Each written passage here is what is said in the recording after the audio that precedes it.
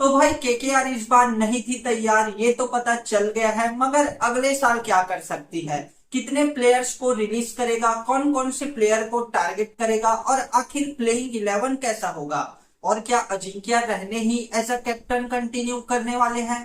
खैर चलिए देखते हैं आईपीएल 2026 के लिए कोलकाता नाइट राइडर्स का पूरी प्लानिंग।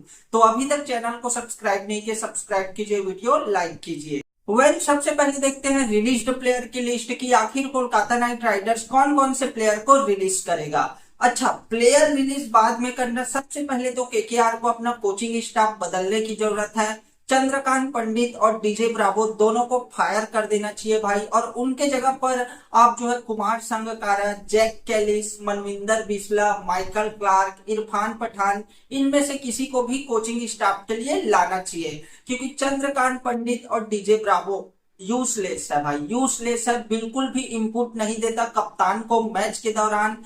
कोच का काम सिर्फ प्लेइंग 11 डिसाइड करने में कप्तान का हेल्प करना, इतना ही नहीं है भाई, आपको मैच के सिचुएशन के अकॉर्डिंग जो है कुछ इनपुट्स देने पड़ते हैं। जैसे आपका टीम बॉलिंग कर रहा है तो कौन से बॉलर्स को किस बैट्समैन के सामने लाना है, ये भी कुछ आपको बताना पड़ता है।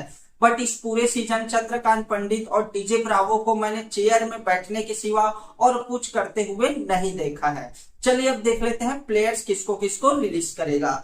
तो इसमें पहला नाम निकल कर आता है क्विंटन डिकॉक, 3 करोड़ 60 लाख रुपए में पिछले सीजन खरीदा था, इसे रिलीज कर देना चाहिए। सिर्फ एक मैच में 97 रन का पारी खेला था, फिर भाई डिकॉक का पूरा सीजन खराब गया। वही इनका दूसरा ओपनर रहमानुल्लाह गुरबाज, जो कि 2 करोड़ रुपए में खरीदा था, इसे भी रिलीज कर देना चाहिए। अब कई लोग बोलेंगे क्या दोनों ही ओपनर्स को रिलीज करना सही होगा? जी हाँ भाई, बिल्कुल सही होगा। एक्चुअली मिड सीजन में जब क्विंटन डिकॉक के बल्ले से रन नहीं आ रहा था तो केकेआर को थोड़ा स्ट्रेटेजी बदलने की जरूरत थी भाई। सुनील नारायण के साथ ओपनिंग के लिए आपको जो है अजिंक्य रहने या फिर अंग कृष्ण रघुवंशी को भेजना था, क्योंकि रघुवंशी और रहने दोनों पावर प्ले में ही अच्छा बैटिंग करते हैं। पावर प्ले के बाद इन दोनों का स्ट्राइक रेट कम हो जाता है, ऐसे में सुनील अजिंक्य परफेक्ट कॉम्बिनेशन बनता, और यदि ऐसा होता तो इस सीजन भी केकेआर प्लेऑफ के लिए क्वालिफाई कर जाता। बट इन्होंने ऐसा नहीं किया, बल्कि क्विंटन डिकॉक की जगह पर गुरबाज को मौका दिया। गुरबाज सुनील नारायण का भी ओपनिंग जोड़ी फेल हो गया, जबकि अजिंक्य रहने ओपनिंग करते हुए लगभग इसका 42 का एवरेज है। आप सभी को याद होगा राजस्थान रॉयल्स में भी ओपनिंग करता था, चेन्नई सुपर किंग में तो खैर वन डाउन बैटिंग करता था, बट पावर प्ले में Ajinkya Rahane is a perfect batter. So that's why Kolkata Knight Riders को गुरबाज और डिकॉक दोनों को रिलीज कर देना चाहिए। वही अगला प्लेयर है वेंकटेश अय्यर, जिसे 23 करोड़ 75 लाख रुपए में खरीदा था। पूरा कचरा बकवास प्लेयर है भाई, पैसा वेस्ट कर दिया। 23 करोड़ रुपए, 23 के बराबर ये बंदा इस सीजन प्रदर्शन नहीं दिया है, इसे भी रिलीज कर देना चाहिए। वैसे मैं एक बात आप सभी से कहना चाहता हूँ, वेंकटेश अय्यर जो है प्लेयर बुरा नहीं है, ये सीजन भले ही इसका खराब चले गया, साल 2024 का आप इनका रिकॉर्ड देख लो, मिडिल ऑर्डर में बैटिंग करते हुए 5 अर्धशतक बनाया था, और स्पिनर्स को उस सीजन काफी बढ़िया टैकल किया था। लेकिन इस सीजन इसके ऊपर भाई पैसे का दबाव आ गया कि मैं जो है 23 करोड़ का प्लेयर हूं, कम से कम मेरे को 10 मैचेस में प्रदर्शन देना पड़ेगा, ये अंडर प्रेशर आ गया पैसे के कारण। इसी वजह से वेंकटेश अय्यर का फॉर्म इस साल थोड़ा सा नीचे आया है, बट फिर भी केकेआर को इसे रिलीज कर देना चाहिए। 23 करोड़ काफी ज्यादा होता है भाई, बड़ा रकम है। आप इसे बाय बैक कर सकते हो, रीबाय कर सकते हो ऑक्शन में, इसलिए आपको 10-12 करोड़ रुपए में मिल जाएगा, यानी आप जो है वही 12-13 करोड़ रुपए सेव कर सकते हो। अगला प्लेयर है मनीष पांडे, 75 लाख का प्लेयर है, इसे भी रिलीज कर देना चाहिए, क्योंकि इस टीम में ये बंदा फिट नहीं बैठता। हालांकि प्लेयर अच्छा है, बढ़िया एंकरिंग रोल प्ले कर सकता है, लेकिन इस टीम में ऑलरेडी इसके जैसे 2 प्लेयर है भाई, एक अजिंक्य रहने और एक अंग कृष्ण रघुवंशी।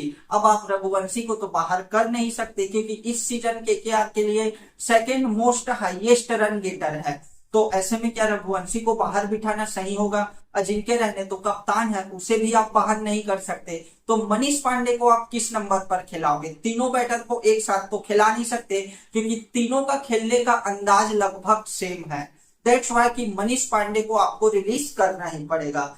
वही अगला प्लेयर है एनरिच नोकिया, जिसे 6.5 करोड़ रुपए में खरीदा था, इसे भी आई थिंक रिलीज कर देना चाहिए। अगला प्लेयर है अनुकूल राय, 50 लाख का खिलाड़ी है। इस सीजन एक मैच में प्लेइंग 11 का हिस्सा बनाया गया, बाकी 3 या 4 मैचेस में इसको एज अ इम्पैक्ट प्लेयर के रूप में यूज किया गया था, बट इसके बल्ले से न ही रन आया और न ही अपना बॉलिंग से विकेट निकाल पाया, तो इसे भी रिलीज कर देना चाहिए। वही अगला है स्पेंसर जॉनसन, 2.5 करोड़ का खिलाड़ी है, as a replacement of Mitchell Starc लिया था, बट मिचेल स्टार्क का एम भी ये कंप्लीट नहीं कर पाया। वही अगला खिलाड़ी है मोइन अली, जिसे केकेआर ने पिछले सीजन 2 करोड़ रुपए देकर उठाया था, और इस बंदे का प्रदर्शन इस साल बिलो एवरेज रहा है भाई। 5 मैचेस में मात्र 6 रन बनाया है, 1 का एवरेज है, और वही बॉलिंग से 5 मैचेस में टोटल जो है 4 विकेट ही निकाला है, यानी ये प्लेयर भी जो है रिटेन करने के लायक नहीं है। वही आखिरी प्लेयर है मयंक मार्कंडे, 30 लाख का खिलाड़ी है, हालांकि इस सीजन इसको एक भी मैचेस खेलने का मौका नहीं दिया गया था, और यदि ये प्लेयर को अगले साल रिटेन भी कर लेते हैं साल 2026 में, तो भी इसको प्लेइंग 11 में जगह नहीं दिया जा सकता, क्योंकि केकेआर के पास 2 मस्त स्पिनर ऑलरेडी है भाई, अपना वरुण चक्रवर्ती और सुनील नारायण। ऐसे में मयंक मार्कंडे यदि इस टीम में रहते भी हैं तो भी इसे खेलने का मौका नहीं मिलने वाला। तो इन 9 प्लेयर्स को केकेआर जो है रिलीज कर देगा। अब इन प्लेयर्स का प्राइस टोटल किया जाए तो वो होता है राउंड फिगर 42 करोड़ रुपया, यानी अगले साल मिनी ऑक्शन से पहले केकेआर के पर्स में जो है 42 करोड़ रुपया आ जाएगा। तो चलिए अब कोशिश करते हैं केकेआर का प्लेइंग 11 बनाने का इन 42 करोड़ को लेकर, साथ ही टारगेट प्लेयर का लिस्ट भी देखेंगे। दोनों को मैं कंबाइन करके बताऊंगा ताकि समय थोड़ा कम लगे।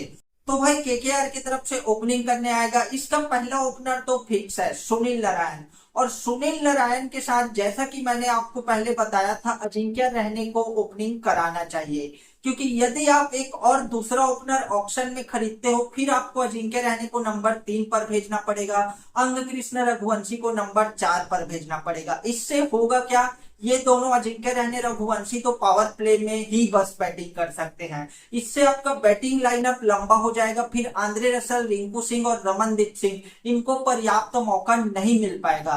दैट्स वाई कि केकेआर को इस बार के ऑक्शन में यानी साल 2026 के ऑक्शन में ओपनर के पीछे नहीं भागना चाहिए भाई। सुनील नारायण, अजिंक्य रहाणे ओपनिंग के लिए मेरे ख्याल से परफेक्ट ऑप्शन है। नंबर 3 के लिए आपके पास अंग कृष्ण रघुवंशी है, तो टॉप 3 तो आपका डन हो गया। और यदि केकेआर को एक नया ओपनर चाहिए ही तो ऐसे में Kolkata Knight Riders Johnny Bairstow को टारगेट कर सकता है, जो कि जॉनी बेस्ट्रो आईपीएल बैन होने के बाद मुंबई इंडियंस के टीम में जुड़ा था, तो मुंबई इंडियंस बेस्ट्रो को रिटेन नहीं कर सकता, उसका नाम मिनी ऑक्शन में आएगा अगले साल के। तो ऐसे में केकेआर जॉनी बेस्ट्रो को टारगेट कर सकता है। ज्यादा पैसे नहीं लेगा भाई, लगभग जो है 4-5 करोड़ के अंदर अंदर जॉनी बेस्ट्रो आपको मिल जाएगा, लेकिन मेरे हिसाब से तो ओपनर की कोई जरूरत नहीं है। सुनील नारायण, अजिंक्य रहाणे, अंग कृष्ण रघुवंशी आपका हो जाएगा। वही अब बात आता है नंबर 4 के लिए, तो आई थिंक कि लियम लिंगस्टन को टारगेट करना चाहिए। इस साल रॉयल चैलेंजर्स बेंगलोर के टीम में है, जो कि 100% रिलीज होने वाला है अगले साल, क्योंकि यार इसके पीछे ऑप्शन में जा सकता है, ये भी ज्यादा पैसे नहीं लेगा, वही 3.5-4 करोड़ के अंदर अंदर मिल जाएगा। और यदि लियम लिंगस्टन के पीछे नहीं जाना तो आप जो है ग्लेन मैक्सवेल, ग्लेन फिलिप ऐसे प्लेयर के पीछे भी जा सकते हो। बेटर ऑप्शन होगा कि आप जो है ग्लेन फिलिप के पीछे जाओ, क्योंकि लियम लिंगस्टन और ग्लेन मैक्सवेल दोनों का पिछले 3-4 साल से आईपीएल में बिल्कुल जीरो प्रदर्शन रहा है।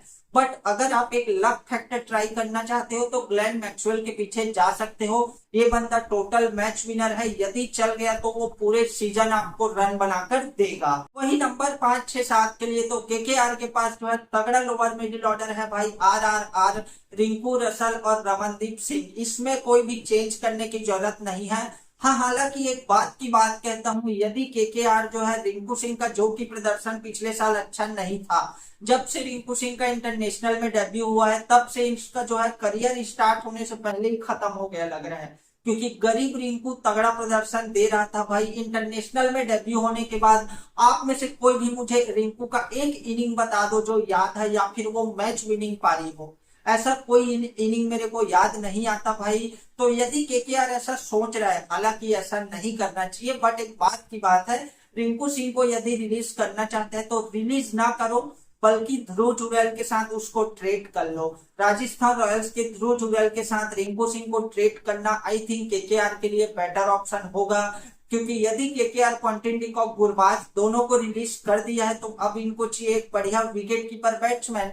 तो ऐसे में आप रिंकू सिंह के साथ ध्रुव जुरैल को जो है ट्रेड कर सकते हो, और इसके लिए आई थिंक राजस्थान रॉयल भी एग्री कर जाएगा, क्योंकि इस सीजन ध्रुव जुरैल का भी आरआर के लिए कोई ज्यादा अच्छा प्रदर्शन नहीं रहा था, बिलो एवरेज प्रदर्शन था। तो ऐसे में उधर ध्रुव जुरैल 14 करोड़ में रिटेन किया हुआ प्लेयर है, और इधर अपना रिंकू सिंह जो कि लगभग 13 करोड़ में रिटेन किया था, तो दोनों को एक्सचेंज कर लेना चाहिए। ये मेरे ख्याल से परफेक्ट ऑप्शन होगा। वही बताया आपने नंबर 6 और 7 के लिए तो आपके पास रसल और रमनदीप सिंह है, इन दोनों को चेंज करने की जरूरत नहीं है। वही नंबर 8 के लिए केकेआर को अब यहाँ पर चाहिए एक बढ़िया पेसर जिसके पास स्पीड भी हो, वेरिएशन भी हो और पावर प्ले में विकेट चटकाकर दे सके। तो ऐसे में कोलकाता नाइट राइडर्स को जेमिंसन के पीछे जाना चाहिए भाई, जो कि कोलकाता का होम ग्राउंड ईडन गार्डन है, और ये पिच जो है जेमिंसन को बढ़िया सूट करने वाला है, क्योंकि ऑलरेडी इसका हाइट लगभग 6.5 फीट है, लंबे कद का खिलाड़ी है। ऐसा लगता है पहले माले से बॉल आ रहे हैं, तो ईडन गार्डन के पिच पर जेमिंसन जो है प्रॉपर विकेट टेकर बॉलर साबित हो सकता है।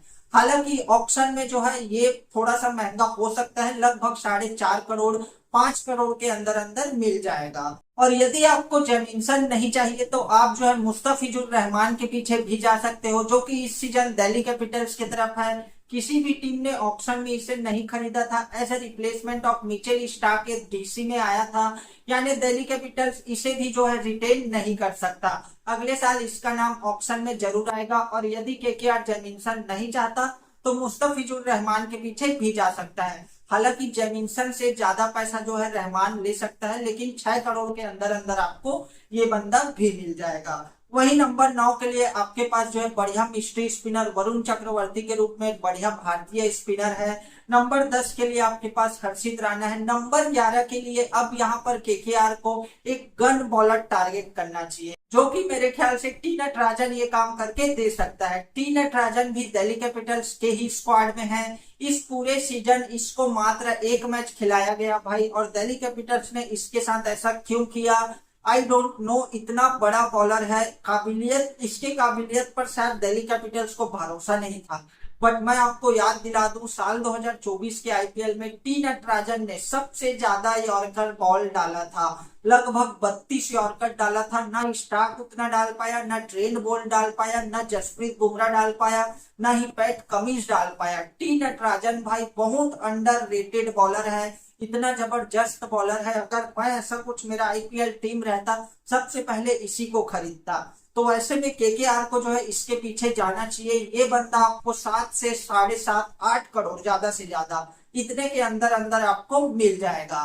तो ये रहा भाई कोलकाता नाइट राइडर्स का प्लेइंग 11। साथ ही साथ मैंने टारगेट प्लेयर्स भी बता दिया है, जहां पर जिस पोजीशन पर जैसे प्लेयर की जरूरत है वैसे वैसे प्लेयर्स मैंने प्राइस के अकॉर्डिंग जितने इनके पास पर्स है उसके हिसाब से टारगेट करके प्लेस कर दिया है।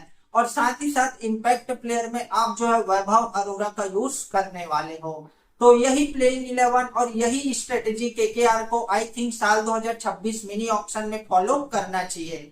वैसे आप लोग कमेंट बताओ, क्या इस प्लेइंग 11 में कुछ चेंज करने की जरूरत है या एक आधी और एक्स्ट्रा प्लेयर को टारगेट करना चाहिए? कमेंट में जरूर बताना। सो दैट्स ऑल भाई, वीडियो को यहीं पर करते हैं एंड मिलेंगे अपने अगले वीडियो पर। अभी तक चैनल को सब्सक्राइब नहीं किया, सब्सक्राइब कीजिए, वीडियो लाइक कीजिए।